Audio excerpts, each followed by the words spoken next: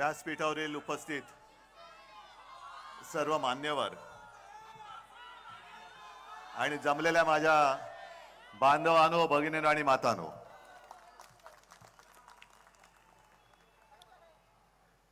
बऱ्याच दिवसानंतर पालघरमध्ये आलोय, पालघर मतदारसंघात. आणि मला आश्चर्य वाटतं की जो विषय आपलं युती सरकार 95 साली होतं, मनोहर जोशी मुख्यमंत्री होते आणि त्यावेळेला शिवसेना प्रमुखांनी संपवून टाकला होता, तो पुन्हा जिवंत कोणी केला? आणि तो विषय तुम्हाला माहिती आहे, वाढवण बंदर. मला आठवतंय की त्या काळामध्ये वाढवण बंदराची चर्चा सुरू झाली. जनतेचा विरोध आहे, जनतेचा विरोध आहे. मला शिवसेना प्रमुखांनी सांगितलं की उद्धव तू स्वतः जा, तिथल्या लोकांना भेट आणि त्यांचं ऐकून घे ते काय म्हणतायत. आणि त्यांच्या आदेशाप्रमाणे मी आलो होतो.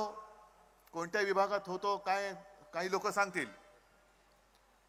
आणि माझ्या लक्षात आलं की तरुण मुलं, त्याच्यानंतर माता भगिनी, सगळे वृद्ध, आम्हाला काही झालं तरी वाढवण बंदर नको, जीव गेला तरी चालेल, आणि जर करणार असाल तर आम्हाला गोळ्या घाला आणि आमच्या छाताळावरनं जाऊन मग वाढवण बंदर करा. एवढ्या तीव्र भावना त्यांनी माझ्याकडे व्यक्त केल्या होत्या.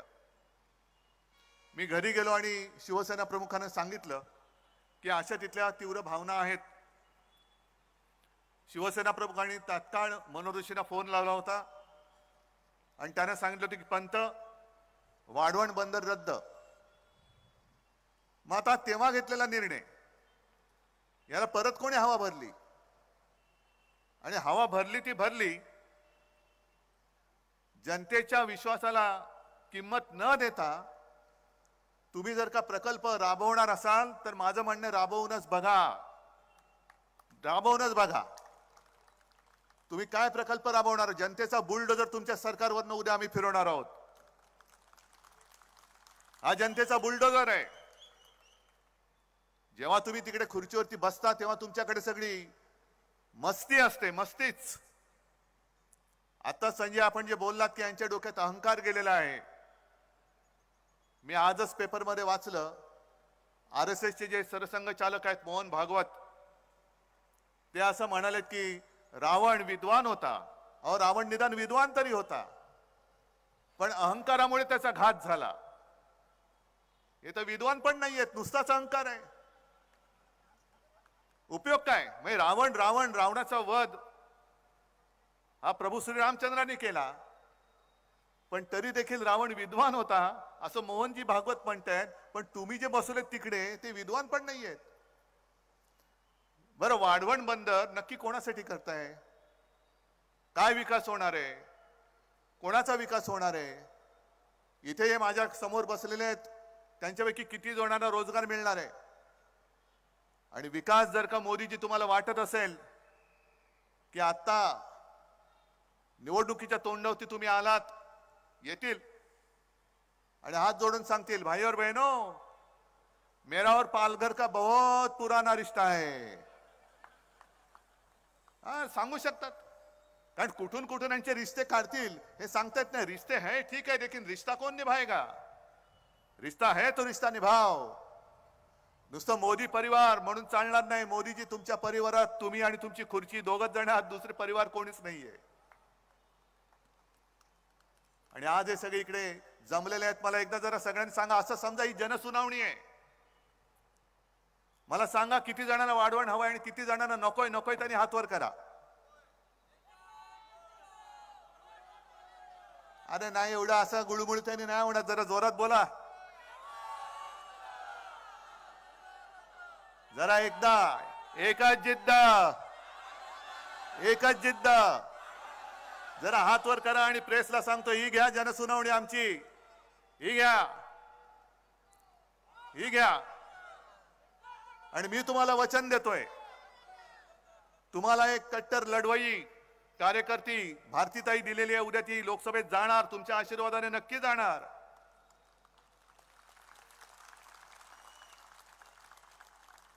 आणि पहिल्या प्रथम वाढवण बंदरचा फडशा पाडणार. हे माझं वचन आहे तुम्हाला, हे वचन आहे. कारण यांना जो परिवार म्हणून म्हणतायत तो परिवार म्हणजे यांचे फक्त सुटाबुटातले मित्र आहेत. हे समजा धरून चाला, वाढवण बंदर झालं, कोणाच्या घशात जाईल? आता तुम्ही हळू बोलता, एवढं झालं तर दिल्लीपर्यंत आवाज जाणार कसा? जरा मोठ्याने बोला. कोणाचा मित्र आहे? आहे ना? मग विकास कोणाचा होणार? आणि मग माझ्या मच्छीमार लोकांचं काय होणार? तुम्ही हे सगळं बघितलेलं आहे. जेव्हा जनसुनावणी झाली तेव्हा किती फौजफाटा लागला होता? लागला होता ना? आणि तुम्ही सुद्धा, जनता सुद्धा किती संख्येने आली होती. म्हणजे चित्र आहे.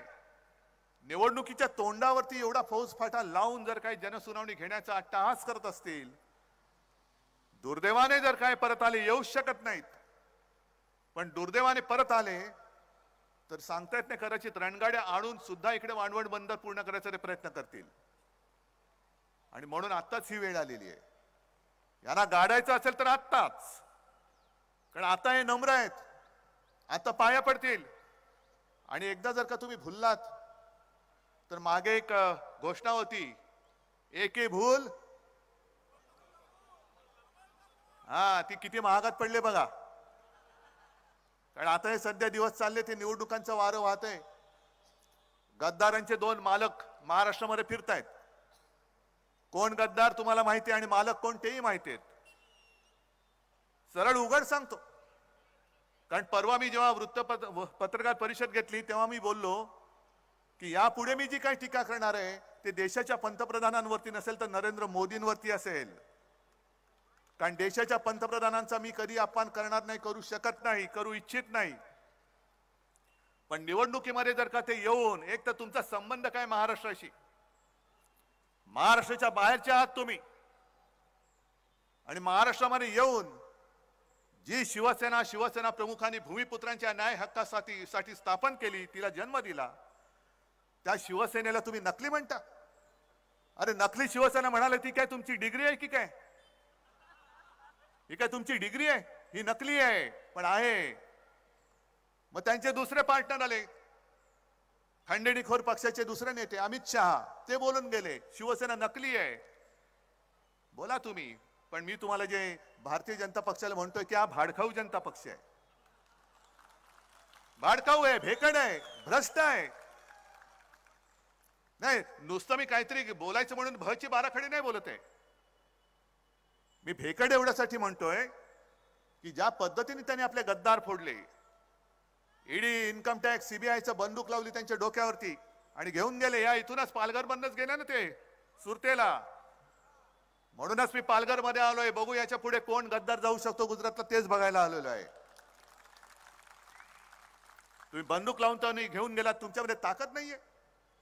आज माझ्याकडे तुम्ही माझा पक्ष चोरलायत, माझं चिन्ह पळवून नेलेलं आहात. अरे कशाला माझे वडील तुम्ही चोरण्याचा प्रयत्न करताय? एवढे तुम्ही काय बोलायचं त्यांना बोलू द्या, सोडून द्या त्यांना. पण तरी देखील हजारो माणसं माझ्यासोबत आली, कशासाठी आलेली आहेत, काय येऊ शकतात ही? आजपर्यंत भगवा झेंडा फडकत होता डौलाने, त्याच्या बरोबरीने कम्युनिस्टांचा लाल झेंडा फडकतोय, इकडे काँग्रेसचा झेंडा फडकतोय. आणखीन तिकडे माझे काही मित्र आहेत, त्यांचे झेंडे फडकतायत. तुम्ही शिवसेना संपवायला निघालात, उद्धव ठाकरेला संपवायला निघालात. ही यांची वृत्ती आहे. जो यांना देईल साथ त्यांचा करणारे घात, ही यांची स्लोगन आहे. गेल्या 19च्या निवडणुकीमध्ये ढवळे साहेब, आपण म्हणालात की या पालघरनी चमत्कार केला, पण तेव्हा आम्ही एक चूक केली होती. आम्ही मोदी पंतप्रधान व्हावे म्हणून याच पालघरमध्ये येऊन प्रचार केला होता. आणि मग तुम्ही विचार करा, मोदी पंतप्रधान होण्यासाठी म्हणून जी शिवसेना कठीण काळापासून मोदींच्या सोबत राहिली, ती शिवसेना मुळासकट संपवायला जे निघतात ते पालघरकरांना काय नाही देऊ शकतील? कोण आहे त्यांच्या बरोबर? भले आमची तुम्ही नकली सेना म्हणून जी चेष्टा टिंगल टवळी करताय, पण अमित शहाजी तुमच्या गाडीमध्ये अस्सल भाजपाचे लोक किती राहिलेत बघा. का सगळ्या तुमच्या स्टेपने आतमध्ये बसलेले आहेत? म्हणून मी यांना भाडखाऊ म्हणतो, कारण त्यांच्या स्वतःचं कोणीच नाहीये. सगळे याला फोड, त्याला फोड, त्याला फोड. आता आमदार भुसारा सांगत होते, आपलं महाविकास आघाडीचं सरकार असताना काय काय कामं केली. आणि मला ते सांगत होते की उद्धवजी बोलायला लागलो तर तासभर पुन्हा पडणार नाही, आणखीन बरंच बोलता येईल, एवढी कामं आपण केली होती. मग एकदा माझं काय मत आहे की निवडणुकीमध्ये एकमेकावरती दोष आरोप करण्यापेक्षा अशी एक निवडणूक करा. माझी तयारी आहे, इकडेच व्यासपीठ लावू. मोदीजी तुम्ही या, मी महाराष्ट्राचा माजी का होईना पण मुख्यमंत्री म्हणून येतो. मी 2.5 वर्षात काय केलं हे मी सांगतो, तुम्ही 10 वर्षात काय केलं हे तुम्ही सांगा.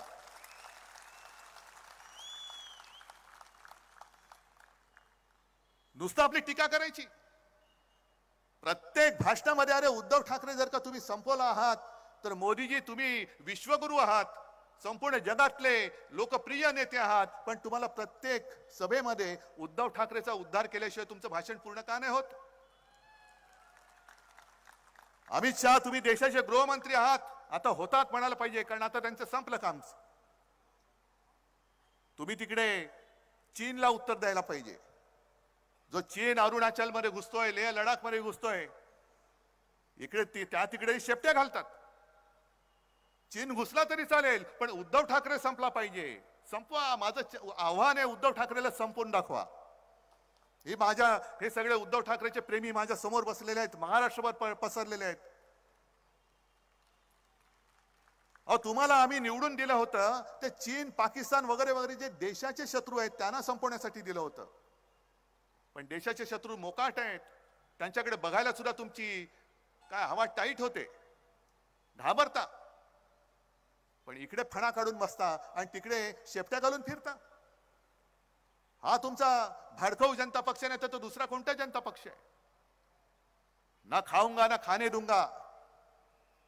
ढवळे साहेब आपण बोललात ते बरोबर आहे. आणि मला खरंच बरं काय वाटतंय की ग्रामीण भागात कुठेही जा, प्रत्येक जणाला विचारलं की तुम्ही मत कोणाला देणार, ते सांगतात या वेळेला काही हो भाजपला आम्ही मत देणार नाही, मोदींना तर अजिबात देणार नाही.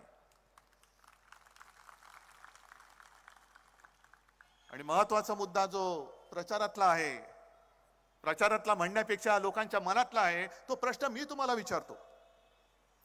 तुम्हाला देशात सरकार पाहिजे ना, हो की नाही? मग तुम्हाला मोदी सरकार पाहिजे की भारत सरकार पाहिजे? पण ते तर जाहिरात करतात मोदी सरकार. ते त्यांना तुम्हाला सिद्ध करून दाखवावं लागेल.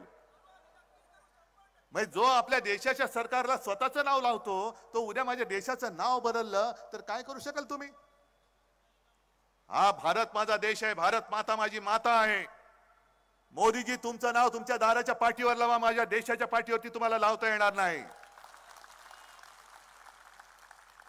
काय तुम्ही आता उद्या पंतप्रधान पदावर उतरल्यानंतर कदाचित तुम्ही झोडी अडकून जाल कुठे गुहेत, तर गुहेच्या बाहेर लावा, नाही तर गुजरातात परत गेल्यानंतर तुमच्या दाराच्या बाहेर मोदीचं नाव लावा, पण माझ्या देशाच्या सरकारवरती मोदी नाव पुन्हा लावता कामा नये, येता कामा नये. अरे 140 कोटीचा हा देश, एक माणूस सगळ्यांना गुलाम बनवू शकतो. एक माणूस जणू काही स्वर्गातून अवतरलेला आहे आणि तुम्ही माझे गुलाम आहात, अशा पद्धतीने राजवट तो चालू शकतो. आणि आम्ही काय नेबलाटासारखे पुन्हा एकदा पुन्हा एकदा पुन्हा एकदा आपकी बार बार बार, काय नाही आपकी बार भाजपात तडीपार तडीपार करून टाकाय ना.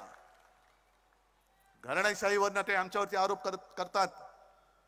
अरे मी तर नेहमी सांगतो की मला अभिमान आहे माझ्या आई वडिलांचा, मला अभिमान आहे आणि मी तयार आहे. जसं मोदींना मी सांगतो एका व्यासपीठावरती येऊन तुम्ही तुमच्या 10 वर्षाचा हिशोब मांडा, मी माझ्या 2.5 वर्षाचा मांडतो आणि लोकांवरती सोडा. मग ईव्हीएम मध्ये खेळ नाही करायचा, ईडी इन्कम टॅक्स सीबीआय नाही लावायचं, लोकांना निर्णय घेऊ द्या. माझी तयारी आहे. एक तर लोक तुम्हाला घरी पाठवतील, नाहीतर लोक मला घरी पाठवतील. मला मंजूर आहे, जनतेचा फैसला मला मंजूर आहे. पण सगळीकडनं जणू काही हे ईडी इन्कम टॅक्स सीबीआय वाले यांचे घरगडी आहेत. अशा पद्धतीने आपल्या कार्यकर्त्यांच्या मागे लावायचे. अहो साधा तो अमोल कीर्तीकर तुम्ही येऊन बघा, चांगला तरुण पोरगा आज उभा राहिलेला आहे, तिकडनं निवडून येतो. जशी भारतीताई येते ना तसं अमोल कीर्तीकर तिकडनं निवडून येतोय. पण अमोल कीर्तीकरचं नाव जाहीर झालं लगेच ईडी वाले मागे. काय दुसरं काम धंदा नाही, उद्योग नाही, लगेच अमोल कीर्तीकरला बोलवलं तिकडे ईडीच्या चौकशीसाठी. कशाला? तर कोरोना काळामध्ये यांनी खिचडी घोटाळा केला. कसला खिचडी घोटाळा? अहो तुम्ही एवढे जे खाऊन बसलेला आहात, निवडणूक रोख्यांचे 8,000 कोटी, हे तर काहीच नाहीये. त्याच काळामध्ये जो पीएम केअर फंड म्हणून गोळा केला होता, लाखो कोटी रुपये त्याच्यामध्ये गोळा झाले, लाखो कोटी रुपये. कोण बोलतंय त्याच्यावर? एक साधा माझा कार्यकर्ता, त्याच्यावर तुम्ही खोटे आरोप लावता. खिचडी घोटाळा केला म्हणून तिकडे एकाला तो तुरुंगात टाकला. त्याचा ज्या कंपनीचा मालक आहे तो मिंदेकडे गेलाय, तो मोकाट आहे, पण त्याच्याकडे काम करणारी जी लोक आहेत त्यांना तुम्ही ईडी आणि ईडी बीडी सगळं काय त्याच्या मागे लावताय. ही तुमची लोकशाही आहे.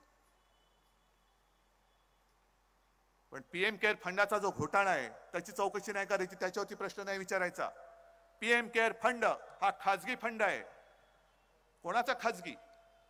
मग पीएम चा अर्थ काय? तुम्ही हास्य जत्रा बघत असाल ना, पाहता की नाही? का बघत नाही की हो की नाही? त्याच्यामध्ये ते काय बघा, प्रभाकर मोरे आहे ना. मग पीएम चा अर्थ काय? प्रभाकर मोरे फंड आहे. पीएमचा अर्थ काय? पीएम केअर फंडाचा अर्थ काय? मग प्राईम मिनिस्टर त्याचा जर का अर्थ नसेल तर तो खासगी फंड कोणाचा आहे आणि उद्या मोरी खाली उतरल्यानंतर तो फंड कोणाच्या ताब्यात जाणार आहे याचं उत्तर मला त्यांनी द्यायला पाहिजे. पण एका बाजूला भरपूर घोटाळे करायचे. बरं, घोटाळे केल्यानंतर अमित शहा तुम्हाला जर का वाटत असेल की तुम्ही म्हणाल ती पूर्व दिशा, नाही, अजिबात नाही. तुमचे जे काही चोचले चाललेले आहेत, भ्रष्टाचारी ते तुका मेळ व्हावा, म्हणजे कोणी किती भ्रष्टाचार केलेला आहे. मी मागे पण सभेत सांगितलं की किती कोटीचा घोटाळा केला, किती पैसे खाल्ले. 5 कोटी हाकलून द्यायला. किती केले? 50 कोटी. थोडा बाजूला ठेवा, आपल्याला काहीतरी गद्दार विकत घ्यायला येतील, 50 खूक आहेत ना, बाजूला घ्या. मग 500 कोटी, अरे याला घ्या. 70,000 कोटी, अरे ये तुला उपमुख्यमंत्री करतो. म्हणजे ज्याचा घोटाळा मोठा तेवढा यांच्याकडे मान मोठा. कोणत्या तोंडाने तुमच्या तोंडाला लागले शेण आणि तुमचा आमचं तोंड हुंगाला तुम्ही येताय? पूर्ण नखशिकांत भ्रष्टाचाराने बरबटलेली पार्टी आहे. एक सुद्धा त्यांच्यामध्ये ओरिजिनल भाजपवाला आता शिल्लक राहिला असेल तो या उपऱ्यांच्या सतरंजा उचलायला त्यांनी ठेवलेला आहे. सगळे उपरे येत आहेत. कोण आहे? मिंदे कुठून आले? शिवसेनेतून आले. दुसरे 70,000 कोटी वाले कुठून आले? पवार साहेबांकडनं आले. एक गोष्ट तुम्हाला आता नक्की कळली पाहिजे की जी भाजपच्या लक्षात आलेली आहे. जसं काही वर्षांपूर्वी अचानक आपले मोदीजी संध्याकाळी 8 वाजता टीव्हीवरती आले होते आणि त्यांनी घोषणा काय केली होती? आज रात्री 12 पासून सगळ्या ज्या नोटा आहेत त्या नुसत्या कागदाच्या तुकडे असतील, त्यांना काडीची किंमत राहणार नाही, मी नोटबंदी जाहीर करतो आहे. आता त्यांना लक्षात आलंय की महाराष्ट्रातल्या जनतेने नाणेबंदी केलेली आहे. या महाराष्ट्रामध्ये मोदींचं नाणं चालणार नाही. इकडे ठाकरे आणि पवारांचंच नाणं वाजणार, मोदींचं नाणं वाजू शकत नाही. आणि म्हणून ही सगळी फोडाफोड चाललेली आहे. शिवसेना फोड, राष्ट्रवादी फोड. अरे बरं, मला एक कळत नाही, आपल्यातनं जे काही मिंदे तिकडे गेले तेव्हा आता वर तोंड करून सांगतायत की उद्धव ठाकरेंनी बाळासाहेबांचे विचार सोडले म्हणून आम्ही तिकडे गेलो. मग अजित पवारांना विचारायचे, तुम्ही काय गेलात? तो स्वतः शरद पवार हयात असताना शरद पवारांनी पवारांचे विचार सोडले म्हणून तुम्ही तिकडे गेलात. पवार साहेब आहेत ना, तुमच्यापेक्षा जास्त लोकप्रिय शरद पवार आहेत. आणि पवार साहेब, मी, काँग्रेस पूर्ण महाराष्ट्र पिंजून काढतोय. राज्याच्या कानाकोपऱ्यात गद्दारांविरुद्ध एक चीड निर्माण झालेली आहे. आणि बाळासाहेबांचे विचार कोण ऐकतंय? हे मिंदे जे काय कुंतात माईक वरती, हे बाळासाहेबांचे विचार नाही. अरे शिवसेनेचा दरारा काय आहे? एक फोन बाळासाहेबांचा गेल्यानंतर दिल्लीतले लोक कापायचे चळा. आता दिल्लीतला फोन आला का मिंद्यांची दाढी कापते चळा. हे शिवसेनेचे विचार. अरे संपवून टाकलं तुम्हाला कळलंच नाही. कधी तुमच्या पायाखालची बुडाखालची सतरंजी त्यांनी काढून घेतली. अजून पालघरचा उमेदवार जाहीर करू शकत नाहीयेत. मिंदे स्वतःच्या मुलाची उमेदवारी जाहीर करू शकत नाहीयेत. मी तर 21 उमेदवार जाहीर करून टाकले, लागले सुद्धा कामाला. या इकडनं लढवई एक भारतीताई, तुमच्यामधलीच एक महिला, सर्वसाधारण महिला, ही मी उद्या लोकसभेवरती तुमच्या आशीर्वादाने पाठवायला दिलेली आहे. इथे जे खासदार हे त्या मिंदेबरोबर आले आणि मिंदेबरोबर गेले. आधीच्या पोटनिवडणुकीमध्ये आपल्या विरुद्ध होते, नंतर हेच त्यांना घेऊन आले होते, साहेब हेच उमेदवार चांगले आहेत. का रे म्हटलं, आपल्याकडे कोण उमेदवार नाही? नाही नाही, हेच चांगले आहेत. मग दिले. मग ते आले, जर का त्यांना त्यांच्या पत्रिकेत योग असेल आणि पुन्हा उमेदवारी मिळाली, प्रचाराला आले, तर त्यांना पहिला प्रश्न विचारा की इतके वर्ष तुम्ही, म्हणजे ही गेली 5 वर्ष, त्याच्या आधीचे काही महिने लोकसभेमध्ये कधीतरी पालघर आणि वाढवण बंदरासाठी तोंड उघडलं होतं का लोकसभेत? हा पहिला त्यांना प्रश्न विचारा. मी नुसतं इकडे काय विध्वंस करायला आलेलं नाहीये. वाढवण बंदर तुम्हाला नाही म्हणून मी नुसतं नाही बोललो का मी जिंकलो नाही, एवढा मी नतद्रष्ट नाहीये. वाढवणला तर मी विरोध करतोयच, वाढवण होऊ देणार नाही तर वचन तुम्हाला देतोच आहे. पण मी मुख्यमंत्री असताना मी जव्हारला येऊन गेलो होतो, कारण पालघर जिल्हा हा एक खूप वैशिष्ट्यपूर्ण जिल्हा आहे. या पालघर जिल्ह्याला उत्तम समुद्र किनारा लाभलेला आहे, म्हणून तर बंदर इकडे आणण्याचा त्यांचा प्रयत्न आहे. याच पालघरमध्ये महालक्ष्मी आहे, जीवदानी आहे, वसईचा किल्ला आहे, अर्नाळा किल्ला आहे, शिरगावचा आहे, केळवे माहीमचा आहे, गंभीरगड आहे. आणि जव्हार सारखं एक उत्तम ठिकाण असं आहे की जिकडे आपण हिल स्टेशन बनवू शकतो. आणा ना काहीतरी असे प्रकल्प आणा, पर्यटन चांगलं वाढेल. माझे आदिवासी बांधव आहे तिकडे, आदिवासी समाज मोठा आहे, त्यांचं एक पारंपरिक आहे, सगळं त्यांची संस्कृती आहे, वारली कला आहे. काय नाही या पालघरमध्ये, पण जे आहे ते गाडून टाकायचं आणि जे दिसतंय विकास म्हणून फक्त मित्रांच्या खिशामध्ये तुम्ही पालघर घालणार असाल तर मित्रांचा खिसा फाडून आम्ही पालघर जिल्ह्याचा विकास करून दाखवू. आता उन्हाळा सुरू झालाय आणि एक नेहमी फोटो येतो पालघर मधला, पालघर जिल्ह्यातला, की विहिरीने तळ गाठलाय, चहू बाजूने गोल अशा माझ्या माता भगिनी आतमध्ये त्यांच्या बादल्या ठोकून बसल्यात, पण खाली दगड दिसतोय. येतो ना फोटो नेहमी. काय एवढे वर्ष झाले तरी पाणी टंचाईकडे, पाणी प्रश्न सोडवण्यासाठी आजपर्यंत जेवढे खासदार झाले त्यांनी का लक्ष दिलं नाही? पालघर जिल्हा तुम्ही वेगळा केलात, पण या पालघर जिल्ह्याचं जे काही वैशिष्ट्य आहे ते वैशिष्ट्य कायम ठेवून आमच्या या सगळ्या लोकांना इथल्या इथे रोजगार उपलब्ध होईल असे उद्योग इकडे का आणत नाहीत? अरे मी तर विचार करत होतो, ते सुद्धा आज तुम्हाला विचारून टाकतो. माझ्या मनामध्ये तर आजही आहे, तेव्हा सुद्धा होतं की पालघर जिल्ह्याचा विकास असा उत्तम झाला पाहिजे. पर्यटनासाठी उत्तम जिल्हा आहे. पालघरमध्ये मला वाढवण पोर्ट नको, पण पालघरमध्ये मला एअरपोर्ट आणायचा होता. मी आजच विचारतो, तुम्हाला एअरपोर्ट हवाय की नकोय? हो असेल तर वर करा हात, नसेल तर नाही करा. मग असे काहीतरी विषय आणा ना. सगळे चांगले उद्योगधंदे गुजरातला न्यायचे, गद्दार गुजरातला न्यायचे आणि इकडे वाढवण बंदर करायचं.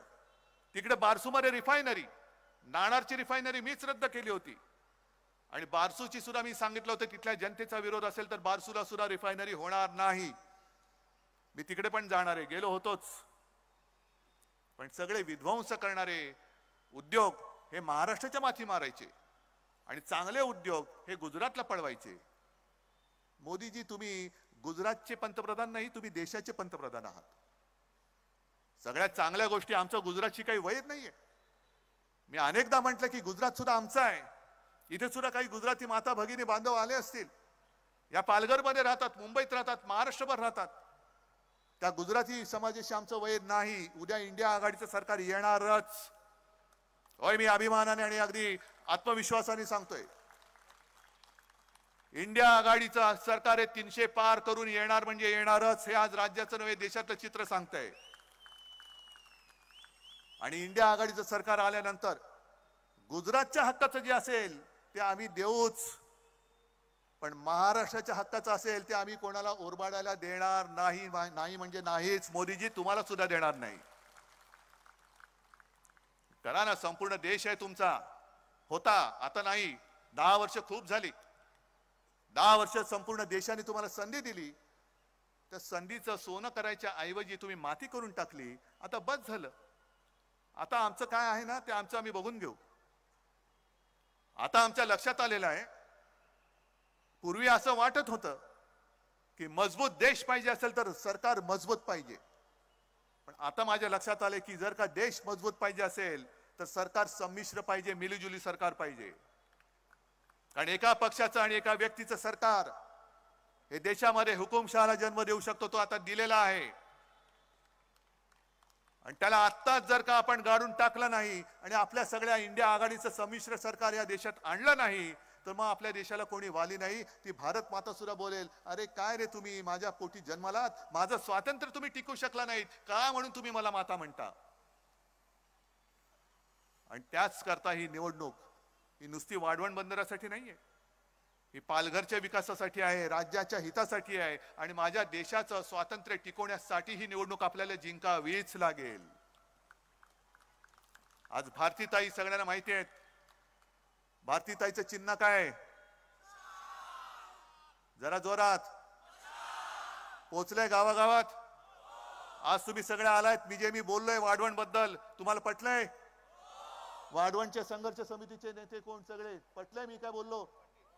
जाहीर सभेत बोललेलो आहे आणि तुम्हाला सगळ्यांना माहिती आहे मी एकदा बोलल्यानंतर पुन्हा मागे फिरत नाही. एकदा बोललो तर बोललो. तुम्ही आपलं सरकार आणा, वाढवण बंदराचा विषय त्यांच्या सरकारच्या कागदावर मी पुसून टाकल्याशिवाय राहणार नाही. आणि त्याच्यानंतर मात्र जे चांगले उद्योग आहेत, जे पर्यावरणाची हानी करणार नाहीत, जे माझ्या मच्छीमार समाजाच्या पोटावरती पाय देणार नाही. अरे साधी गोष्ट आहे, गेल्या 8-10 दिवसापूर्वी एका मच्छीमार नौकेला एका जहाजाने धडक दिली, नुकसान भरपाई मिळाली? काही नाही. कोण होते देव जाणे. मेले तर मेले नाही ना, मेले असतील तर पुरून टाका, नसतील तर घरी पाठवा. हे असं सरकार दळबद्री, हे असं निर्दयी सरकार आपलं नसेल, अजिबात नसेल.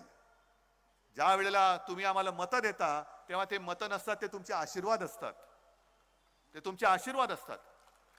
भाजपसाठी नुसती मतं असतील पण माझ्यासाठी तुमचे आशीर्वाद आहेत आणि त्याला मी आशीर्वाद मानतो. म्हणून आणि म्हणूनच आज माझ्याकडनं पक्ष चिन्ह सगळं जरी काढलं तरी सुद्धा तुमचे आशीर्वाद हे आई जगदंबेच्या रूपाने माझ्या समोर उभे आहेत. आणि हे आशीर्वाद तुम्हाला सगळ्यांसाठी, जर का पालघरचं आणि तुमच्या भावी पिढ्यांचं कल्याण करायचं असेल, हित साधायचं असेल, आंबट गोड मैदान जरी असलं तरी आंबट भाजपला देऊन गोड तुम्हाला पाहिजे असेल तर भारतीताईला प्रचंड बहुमताने तुम्हाला निवडून द्यावंच लागेल. आणि त्या भारतीताईची जी निशाणी आहे ती फक्त शिवसेनेची नाही, तर तुमच्यावरती होणाऱ्या अन्यायाला जाळून टाकणारी ती धगधगती मशाल आहे.